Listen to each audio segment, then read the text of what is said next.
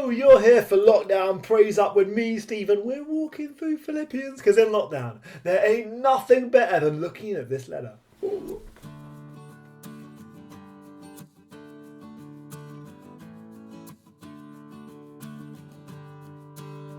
Thursdays, The View from Lockdown. Here is something which I've started up reading because of lockdown. Doesn't this book look amazing, right? And one of my favourite things, I brought it here to show you, about this book is that it opens the wrong way. What?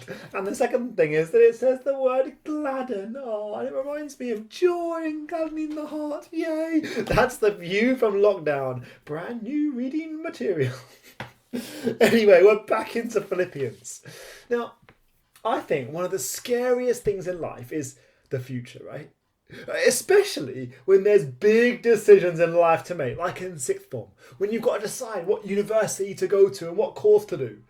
Oh my days, those were stressful times. Like, do I want to go into roller coaster designing? Or what about chefing? Are there even actual real courses for either of those career choices? And where do I want to live? Like, what part of the country? I've never left North London. Is there a world outside that?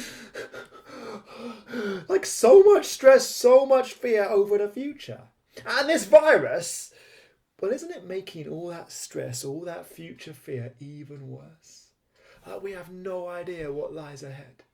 And that is really scary, right? Especially because, well, most of life, like post-lockdown, whenever that is, looks pretty bleak.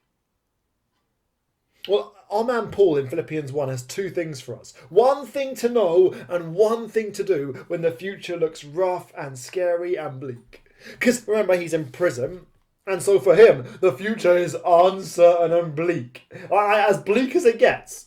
I mean, either it's going to end in death or more imprisonment. Like, surely there is no reason for smiles and laughter. Yet look at verse 18. I will continue to rejoice. Paul keeps on rejoicing despite not knowing what kind of trouble's around the corner. Despite not knowing whether he's going to end up in death or more prison time. What a man! Like, he does not know what the future holds. But look what he does know in verse 19.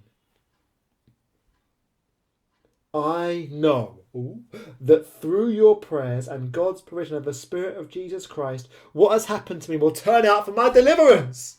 Paul has this deep certainty that things will turn out for his deliverance because he knows that God is in control.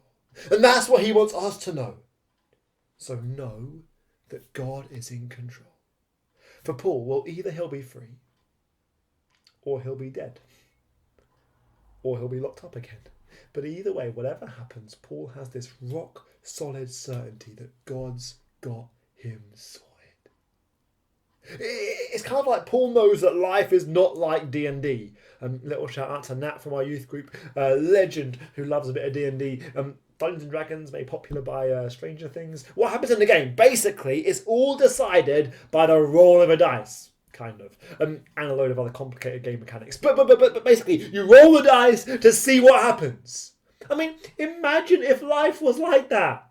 If life was just random dice choices you roll to see what happens next in the day. Like what? If life was a random mess, man, we would have no reason for peace or security. We'd be on edge all the time, not knowing what's coming.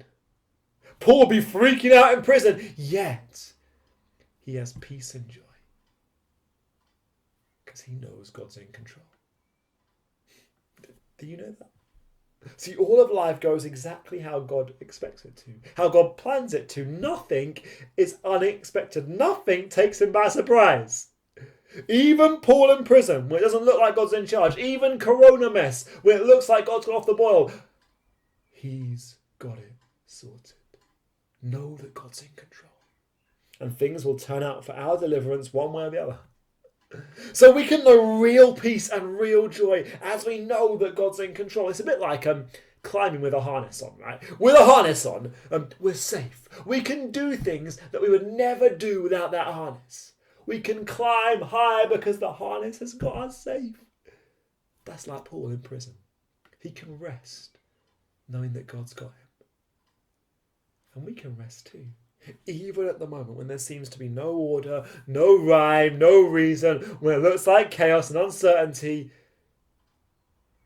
we can have joy and peace and rest because of that verse 19. Because God's in control. Know that God's in control. And he gives us his Spirit to help us know that. That's the first thing to know that God's in control. And so, what do? Well, second thing, we magnify Jesus. Oh, magnifying glasses, they make things bigger, right? Things in a magnifying glass are in the focus, are the centre of attention, and are big. What's in the magnifying glass of your life? Who's big and in the centre and focus of your life? Have a look at verse 20.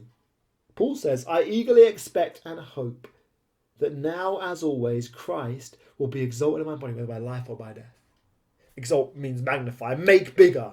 So Paul's saying, whatever happens to me, or whether life or death, I'm going to make Jesus look big. For Paul, every moment of life or death is another moment to magnify Jesus.